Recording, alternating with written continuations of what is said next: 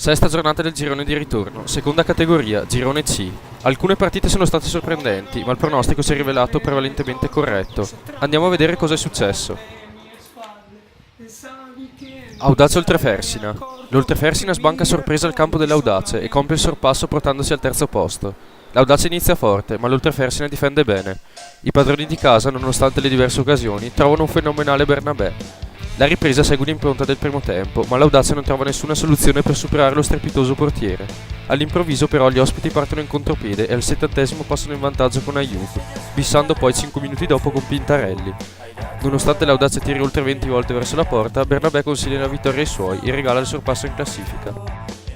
Giovo Valsugana. Pareggio esterno per il Valsugana che non riesce nel controsorpasso ai danni del Giovo.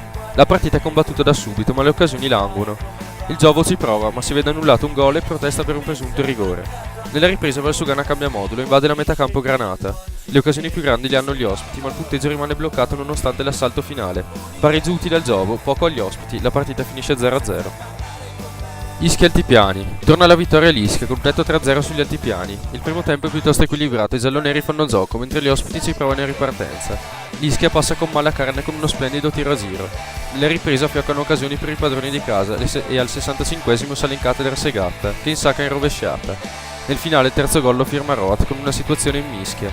Ischia si prepara per il riposo, mentre gli Altipiani si ritrovano nuovamente sconfitti dopo il pareggio nella scorsa giornata.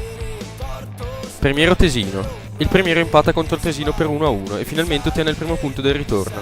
La partita è sostanzialmente equilibrata e il risultato finale è giusto. Nel primo tempo entrambe le squadre hanno le loro occasioni, senza sfruttarle. Nella ripresa la partita si sblocca con De Bertolis che di testa insacca. Il Tesino reagisce e pareggia con Minatte, grazie anche a una deviazione decisiva. L'1-1 finale è poco utile, ma se non altro smuove la classifica. Roncegno Vigolana. Il Roncegno vince per 2-0 contro una brutta Vigolana, pena anche un arbitro poco all'inglese. Un rigore dubbio regala il vantaggio ai padroni di casa, mentre il raddoppio arriva grazie a una combin difensiva tra terzino e portiere, con la punta che segna porta vuota. La Vigolana ci prova con palloni lunghi, ma ne risulta un calcio lento e impazzato, risultando la manovra poco lucida. Il Roncegno esulta dopo la scorsa sconfitta, mentre la Vigolana torna alla sconfitta dopo il buon punto con l'Ischia.